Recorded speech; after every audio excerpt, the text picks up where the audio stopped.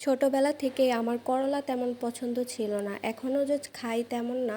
কিন্তু এখন যদি এরকম ঝুরি ঝুরি করে ভাজি করি তাহলে কিন্তু খেতে ভালোই লাগে। আসসালামু আলাইকুম সবাইকে, আশা করি সবাই খুব ভালো আছেন।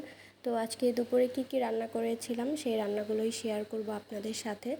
আর প্রথমে আমি এই যে করলা আর আলু একসাথে ভাজি করব। আলু আর করলা একদম কুচি কুচি করে কেটে নিয়েছি, এতে করে কিন্তু ভাজিটা অনেক মচমচে হবে, খেতেও ভালো লাগবে। আর গরম ভাতের সাথে কিন্তু ওই করলা ভাজিটা খেতে ভালোই লাগে। আমি ছোটোবেলা থেকে করলা খাইতাম না, আমার কাছে ভালো লাগতো না। তো এখন আস্তে আস্তে একটু একটু করে খাইতেছি, ভালোই লাগে। আর আমার বোনের হাতে কিন্তু আমি করলা ভাজিটা অনেক বেশি পছন্দ করতাম। আমার বোন করলা ভাজি করলে কিন্তু অনেক বেশি মচমচে হতো আর একটু তেল তেল থাকতো, এই জন্য মনে হয় খাইতে আরও বেশি ভালো লাগতো। এই তো দেখেন, এই করলা ভাজিটা কিন্তু অনেক মজা হয়েছিল, একদম ঝরঝরা ভাজি হয়েছিল। আর তিতা ভাবটাও অনেক কম ছিল। আর এখানে আমি মাছ ভুনা করব, এর জন্য এখানে আমি একটা টমেটোও দিয়েছিলাম। তো সব মশলা কষিয়ে নিয়েছি। যে কোনো তরকারিতে কিন্তু মশলা বেশিক্ষণ কষালে কিন্তু ওই তরকারির স্বাদটা আরও বেড়ে যায়। মাছগুলো দিয়ে দিলাম, মাছটা আমি সুন্দর করে ভেজে নিয়েছি।